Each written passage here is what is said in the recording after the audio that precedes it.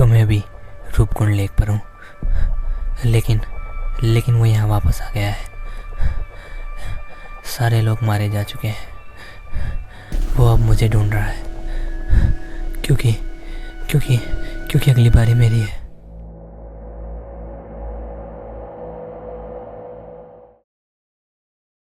तो हेलो दोस्तों, आप सभी का स्वागत है द डार्क बाजार में। आज हम बात करने वाले हैं रूपकुंड लेक के बारे में। और ये कहानी मैंने रेडिट पर पढ़ी थी। ये कहानी एक लड़की के बारे में है। तो बिना किसी देरी के सीधा जंप करते हैं स्टोरी की तरफ। तो मैं एक पैरानॉर्मल व्लॉगर हूँ। मैंने ये तब से शुरू किया जब मेरे पति की मृत्यु हो गई थी। हाँ, मुझे पता है ये पागलपन है, लेकिन मुझे हमेशा से ही कुछ अलग करने की चाह थी। तो मैंने एक यूट्यूब चैनल बना लिया जिससे मेरा ध्यान भी बना रहे और मैं पैसे भी कमा पाऊँ। और हकीकत में ये मेरे काफ़ी काम आ रहा था। तो मैं ज़्यादातर ऐसी जगहों पर जाती हूँ जहाँ पैरानॉर्मल चीज़ें होने का दावा किया जाता है, लेकिन मैं वहाँ जाकर उन्हें एक्सपोज करती हूँ। रियलिटी में वो जगह हॉन्टेड नहीं होती, ताकि मैं लोगों का डर दूर कर सकूँ और उन्हें राहत मिल सके। लेकिन हमेशा ऐसा नहीं हो सकता। तो मेरे अब तक के एक्सपीरियंस के हिसाब से ज़्यादातर भूत जिन्हें हम सच समझते हैं वो बस हमारे दिमाग का बनाया हुआ डर होता है। और लोग जिन्हें डीमंस कहते हैं वो असल में कोई जानवर निकलते हैं। इसलिए जब लोगों ने मुझे रूपकुंड लेक के बारे में कमेंट करके बताया तो मैंने तुरंत तैयारी शुरू कर दी, क्योंकि मुझे ये बस एक और झूठी कहानी लग रही थी। तो जब मैंने कमेंट पढ़े तो उसमें किसी किलर की बात हो रही थी जो चाकू लेकर लोगों की हत्या कर रहा है। लेकिन मुझे अब तक कुछ भी अजीब नहीं लगा। लेकिन तभी लोगों ने मुझे उस जगह से जुड़ी सारे हादसे की खबर मेरे इंस्टा और यूट्यूब पर सेंड करनी शुरू की, जिसमें रिसेंटली 4 लोगों की मौत हो गई थी। तो मुझे अब चीज़ें अजीब लगी। तो मैंने इस बात को सीरियस लेना शुरू कर दिया और मैं ये केस सॉल्व करने चली गई। मैं लेक की तरफ निकल गई। रास्ते में मैंने और डिटेल्स जानी, जिसमें ये पता चला किसी ने भी उस किलर को नहीं देखा था। ना पैरों के निशान, ना कोई हथियार और ना ही कोई सस्पेक्ट। एंड पुलिस बार बार ये कह रही है कि ये किसी जंगली जानवर का काम है, लेकिन ये साफ था कि इस बात पर किसी को यकीन नहीं था। पुलिस वाले कैमरा के सामने ये सब इसलिए बोल रहे थे ताकि लोगों में डर और पैनिक ना फैले। रूपकुंड लेक वैसे काफ़ी सुंदर जगह है। वहाँ पिकनिक टेबल्स, चलने के लिए रास्ते और कपल्स के लिए फ़ोटो स्पॉट्स भी हैं। लेकिन फिर भी ये सब हो रहा था। तो मैं फाइनली वहाँ पहुँचने वाली थी। वो जगह एकदम खाली थी, एकदम सुनसान और अबेंडन। एंड मैं वहाँ रात को पहुँची थी। हाँ, मुझे पता है कि वहाँ रात को जाना बेवकूफ़ी है, पर मैं उस जगह को अच्छे से जानती थी। और मैं रात को इसलिए आई थी ताकि मुझे अच्छे व्यूज़ मिले। तो वो बेसिकली एक जंगल था जिसमें पतले पतले रोड थे और बीच में एक लेक थी। तो मैं गाड़ी से अंदर लेक की तरफ जा रही थी। मेरी हेडलाइट पेड़ों की डाली पर पड़ रही थी। हर एक डाली एक इंसान के हाथ जैसी लग रही थी और हर एक परछाई कोई इंसान जैसी। यानी सच में मुझे डर लगने लगा था। तो मैं अपने आप से बात करने लगी कि वाह सोनम, तुम बहुत बढ़िया काम कर रही हो, बिल्कुल प्रोफेशनल की तरह। तो लेक से लगभग आधा किलोमीटर पहले रास्ते पर एक आधा अधूरा बैरिकेड लगा था। एंड उस बैरिकेड के पास 2 फॉरेस्ट गार्ड खड़े थे। तो मैंने वहाँ गाड़ी रोकी। सबसे पहले वो आदमी आया। उसकी उम्र थोड़ी ज़्यादा थी, सफ़ेद बाल और सफ़ेद दाढ़ी थी, बड़ी सी जैकेट, और वो मुझे देख रहा था।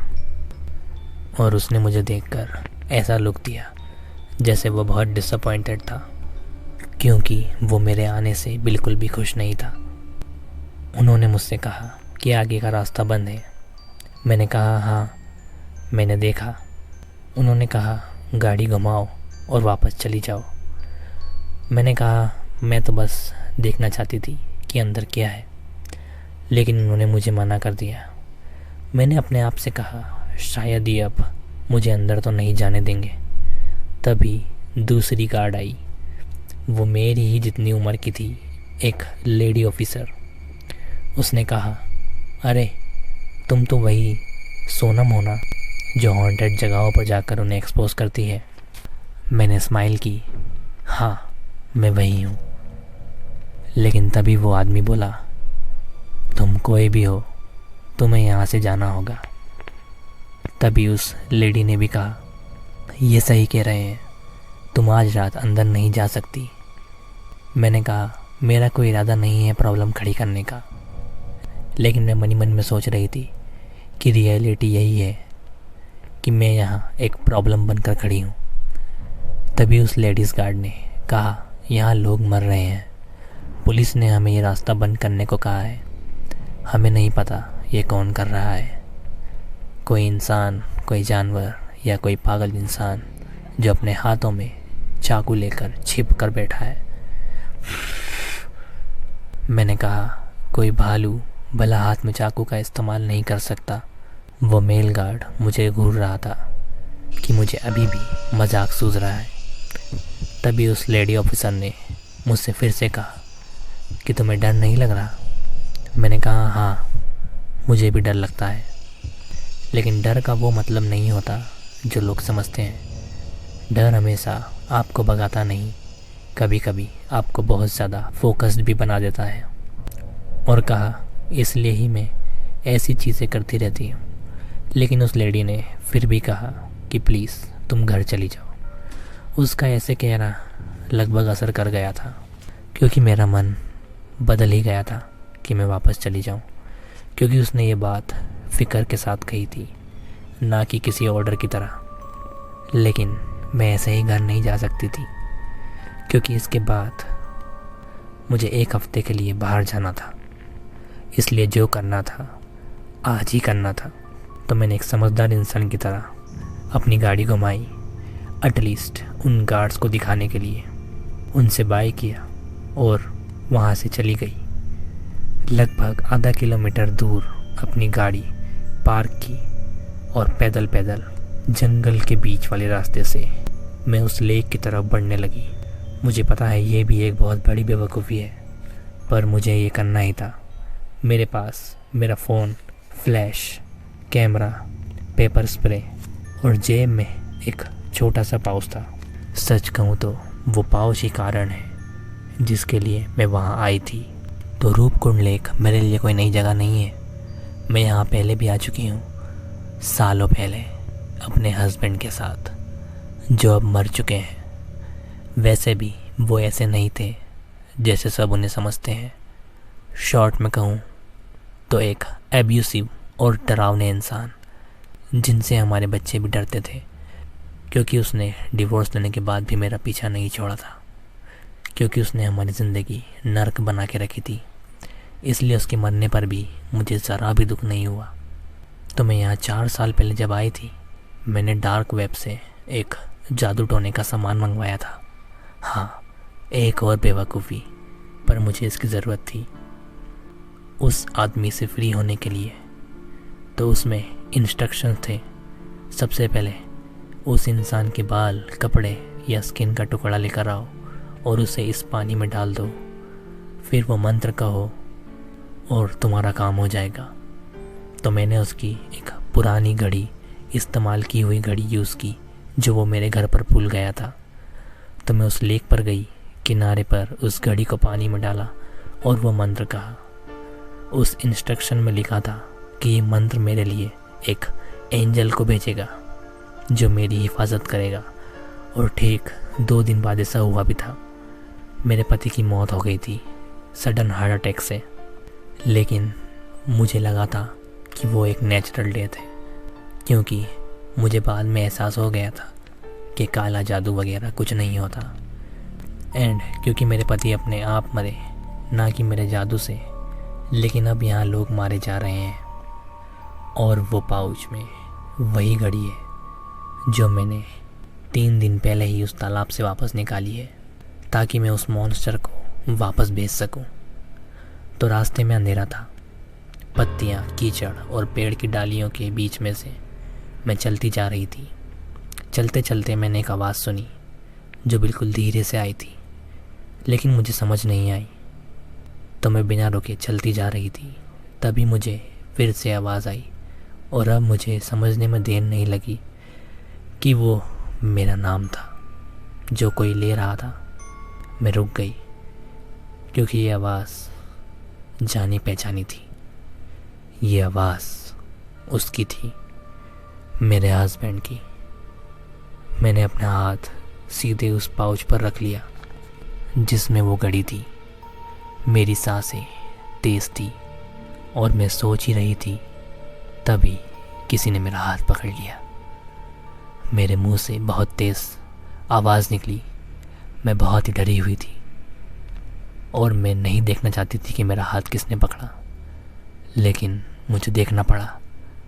जब मैंने देखा तो वो कोई और नहीं, वो मेल गार्ड था। उसने कहा, तुम पागल हो क्या? मैंने अपनी सांसों को कंट्रोल किया और हाथ छुड़ाया। वो मुझ पर बहुत गुस्सा था, तो मैंने झूठ बोला कि मैं वापस जा रही थी। उसने कहा, नहीं, तुम लेक की तरफ जा रही थी। मैंने बहाना बनाया कि मैं भटक गई थी। इस पर उसने कहा, कम से कम झूठ तो अच्छा बोल देती। मैंने कहा, ठीक है, सॉरी। उसने अपना वॉकी टॉकी उठाया और कहा, मुझे वो मिल गई है। उसने फिर मेरी तरफ देखा और कहा, ये जगह कोई मजाक नहीं है, यहाँ लोग मारे जा रहे हैं, तुम्हें समझ नहीं आता? मैंने उसकी इस बात पर कुछ नहीं कहा क्योंकि मुझे उस गार्ड से ज़्यादा पता था उस चीज़ के बारे में जो मेरी वजह से ही आई है। तभी उस गार्ड के एक्सप्रेशन चेंज होने लगे। वो डर में नहीं बल्कि कंफ्यूजन में था। उसने अपनी चेस्ट की तरफ देखा। मेरा ध्यान उसकी तरफ गया। तभी उसकी जैकेट अपने आप खुल गई एंड उसके चेस्ट पर एक लंबी लाल लाइन बनी और अचानक से मेरे चेहरे पर खून के छींटे आए, बहुत सारे खून के छींटे। उसकी चेस्ट किसी ने काट दी थी। वो चिल्लाया, लेकिन फिर उसके बाद उसकी गर्दन पर एक और कट लगा। मैं डर के पीछे हट रही थी एंड वो मेरी तरफ मदद के लिए हाथ बढ़ा रहा था, लेकिन कुछ हो सके उसके पहले ही उसका चेहरा फट गया और वो वहीं पर मर गया। मैं बहुत ज़्यादा डर गई थी कि ये मैंने क्या देख लिया, लेकिन सबसे डरावनी वाली बात ये थी कि वहाँ हम दोनों के अलावा कोई और नहीं था। मैं वहाँ से भागी, बाहर नहीं, लेक की तरफ, और भागती चली गई क्योंकि पीछे से मेरे पति की आवाज़ आ रही थी। मैं हाँफते हुए वहाँ पहुँची और मैं वो खून पूछ रही थी जो मेरे मुंह में चला गया था। तभी मैंने ध्यान दिया कि कुछ था जो लेक के सामने है। मैंने उस तरफ देखा। वो कोई और नहीं, मेरा वही डर था जो मैं इतने सालों से देखते आई हूँ, पर अब उसका रूप बदल गया है। वो एक राक्षस बन गया है। काले गंदे कपड़े, दोनों हाथों में तलवार जिस पर खून लगा है, लाल आंखें और सड़े हुए दांत जिससे वो मुस्कुरा रहा था। उसने अपना सर टेढ़ा किया हुआ था, या जैसे वो किसी आवाज़ को सुनने की कोशिश कर रहा था जो मुझे सुनाई नहीं दे रही, लेकिन वो सच में वही था। उसके चेहरे पर वो मुस्कान देखकर मेरे पूरे शरीर में एक ठंडक सी दौड़ गई। मैं पूरी तरह कांप उठी। वो उसकी वही गंदी और सब्र से भरी मुस्कान थी जो वो बनाता था जब उसे पता होता था कि घर का हर एक इंसान इस डर में है कि वो अगला कदम क्या उठाएगा, यानी कब किस पर हमला करेगा। मैंने अपने डर पर काबू पाने के लिए वो पाउच बाहर निकाली। मेरी उंगलियां इतनी बुरी तरह कांप रही थी कि लगभग कि वो पाउच मेरे हाथ से गिरने ही वाली थी। वो मेरी तरफ आगे बढ़ रहा था। मैंने उसे कहा, वहीं रुक जाओ। पर वो नहीं रुका। जाहिर सी बात है, वो क्यों रुकता। तभी मैंने अपने बच्चों के बारे में सोचा, किसी फिल्मी या इमोशनल तरीके से नहीं, बल्कि उन हकीकतों के बारे में जो उन्होंने झेली थी। मैंने सोचा कि मेरे पति के मरने के बाद भी उन्हें घर में खुलकर आवाज़ करने या शोर मचाने में कितने महीने लग गए थे।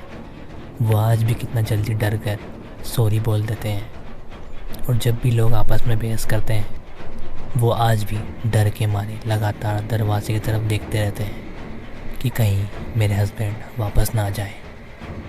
वो मेरी तरफ आगे बढ़ता रहा। मैंने चिल्ला कर कहा, तुम यहाँ क्यों आए हो? तुम वापस क्यों आए? मुझसे दूर रहो, दूर रहो। मैंने गुस्से और डर में उस पाउच की टाई को खोला। मेरे ऐसा करते ही उसकी रफ्तार धीमी हुई और फिर वो रुक गया। उसने अपने मुंह में कुछ बड़बड़ाया। मैं आधे सेकंड के लिए एकदम जम सी गई थी। मुझे उसकी बात समझ नहीं आई और ना ही मैं समझना चाहती थी। तो मैंने उस पाउच के अंदर के पाउडर, जो शायद उस स्पेल को रिवर्स करने का कोई पाउडर था, सीधा उसके चेहरे पर फेंक दिया और वो मंत्र दोबारा बोल दिया। पर एक पल के लिए कुछ नहीं हुआ। मुझे लगा, चलो हो गया काम। अब ये मेरे पति से दिखने वाला मॉन्स्टर मुझे इसी लेक के किनारे मार डालेगा और कल सोशल मीडिया पर मेरे बारे में एक दुख भरी पोस्ट होगी, जिसे लोग कल लंच करते करते बस ऐसे ही स्क्रॉल कर देंगे। लेकिन तभी अचानक मेरे पति अंदर की तरफ सिकुड़ने लगे। मुझे नहीं पता मैं इसे और कैसे बोलूं, पर वो खुद के अंदर ही कोलैप्स होने लगे थे। उनके कंधे टूट कर गिरने लगे, चेहरा पूरी तरह फट गया और उसका मुंह खुला का खुला रह गया, पर कोई आवाज़ नहीं निकली। उसका पूरी बॉडी पानी के अंदर एक काले गीले गीले लंप जैसा बन गया और फिर पानी के ऊपर तेल के एक डिब्बे की तरह फैल कर गायब हो गया। मैं वहीं खड़ी होकर इंतज़ार करती रही। मैं हिलना नहीं चाहती थी, या शायद हिल नहीं पा रही थी। मुझे कोई सुकून महसूस नहीं हुआ। शायद मैं अभी भी शौक में थी। लेक पर एकदम सन्नाटा था। ना कोई चाकू चलने की आवाज़, ना कोई फुसफुसाहट। मैं ज़ोर से अपने मुंह से कहा, ठीक है। मुझे अचानक बहुत ज़ोर से ये एहसास हुआ कि मुझे बस अब घर जाना है। बहुत बुरी तरह से घर जाने का मन हुआ। लेकिन तभी मुझे किसी के रोने की आवाज़ आई। वो लेडी रेंजर पेड़ों के बीच से अपनी गन हाथ में लिए बाहर निकली। उसके दोनों हाथ कांप रहे थे। उसने पूछा, वो मेल रेंजर कहाँ है? वो मेल गार्ड कहाँ है? मैंने अपने हाथ ऊपर किए। गोली मत चलाना। उसने पूछा, वो कहाँ है? मैंने कहा, मुझे माफ़ कर दो। उसने कहा, क्या? कहाँ है वो? तब मैंने उसे बताया, वो मर चुका है। उस लेडी रेंजर ने मेरे ऊपर लगे उस रेंजर के खून को देखा और बोली, तो वो तुमने किया है? मैंने कहा, नहीं, मैंने कुछ नहीं किया। मैंने उसे समझाया कि यहाँ कोई चीज़ थी। मैंने उसे रोक दिया है। मुझे लगता है मैंने उसे रोक दिया है। उसने पूछा, तुम्हें लगता है? मैंने कहा, मुझे पता है ये सुनने में कितना अजीब लग रहा है। लेकिन उसने मुझे कहा, अपने घुटनों पर बैठ जाओ। मैंने कहा, ठीक है, और मैं नीचे बैठने लगी। लेकिन तभी अचानक वो लेडी रेंजर पीछे हटी। उसके गाल पर एक कट लग गया और खून निकल आया। मैं वहीं पर जम गई। फिर उसकी जैकेट पर एक और कट लगा। मैं चिल्लाई, नहीं नहीं नहीं नहीं नहीं नहीं। वो लेडी रेंजर मेरी तरफ देख रही थी। मेरे पीछे नहीं, जंगल में नहीं, बल्कि सीधा मेरी तरफ देख रही थी। और तभी उसका गला फट गया। वो वहीं जंगल की पत्तियों पर गिर गई और जंगल में फिर से वही डरावना सन्नाटा छा गया। अब मैं बस उठी और वहाँ से अपनी जान बचाकर इतनी तेज़ी से भागी जितना मैं भाग सकती थी। मैंने पीछे मुड़कर भी नहीं देखा। मैं रास्ते में कई बार गिरी, पर अपने पैरों, हाथों और चेहरे के दर्द को इग्नोर करके बस भागती रही। मैं गाड़ी में बैठी और पागलों की तरह गाड़ी भगाकर शहर की मेन रोड पर पहुंच गई। तभी मुझे एक अजीब सा एहसास हुआ। मेरे माथे से लेकर मेरे कंधों और पूरी पीठ तक एक बहुत ही ठंडक सी दौड़ गई थी। मुझे नहीं पता क्यों, पर मुझे उस पाउडर वाली औरत की कई बात याद आई। अगर रिश्ता पूरी तरह ख़त्म नहीं होता तो जख्म से खून बहता रहेगा। मुझे समझ आया कि वो जो गायब होने वाला मॉन्स्टर बाहर घूम रहा है वो किसी और का नहीं है, वो मेरा है। वो मेरे अधूरे गुस्से और नफ़रत का निशान है। उस मॉन्स्टर ने मुझे वहाँ इसलिए खींचा था क्योंकि उसे पता था कि मैं आऊँगी। उसे पता था कि मैं वहाँ अपने पति को माफ़ करने या उसे भूलने नहीं आई हूँ। ये माफ़ कर देना या मूव ऑन करना जैसी बातें उन लोगों के लिए एक खूबसूरत बकवास है जिन्होंने कभी वो डर नहीं झेला जो मैंने और मेरे बच्चों ने झेला है। और मुझे पता था कि मैं सही हूँ, क्योंकि जैसे ही मैंने ये सोचा मुझे उस मॉन्स्टर के लिए एक अजीब सा कनेक्शन फील हुआ। मुझे समझ आ गया कि वो मुझे कभी चोट नहीं पहुँचाएगा। मुझे तो बिल्कुल नहीं। मैं अब घर पर हूँ। मुझे बहुत बुरी तरह से नहाने की ज़रूरत है। रात के 3 बज रहे हैं। मेरे बच्चे मेरी बहन के घर पर हैं। मैंने झूठ बोल दिया कि मेरी फ़्लाइट आज रात की है। वो मॉन्स्टर मेरे घर पर मेरे साथ है, मुझे पक्का पता है, क्योंकि मेरे मेन दरवाजे के अंदर की तरफ खरोचने के निशान हैं जो पहले नहीं थे। और यही वो बात है जो मैं बर्दाश्त नहीं कर पा रही हूँ। मुझे इस बात का डर नहीं कि वो मेरे पीछे पीछे मेरे घर तक आ गया, बल्कि डर इस बात का है कि उसे लगता है कि वो मेरी मदद कर रहा है। तभी अचानक बाहर किसी के चीखने की आवाज़ आई।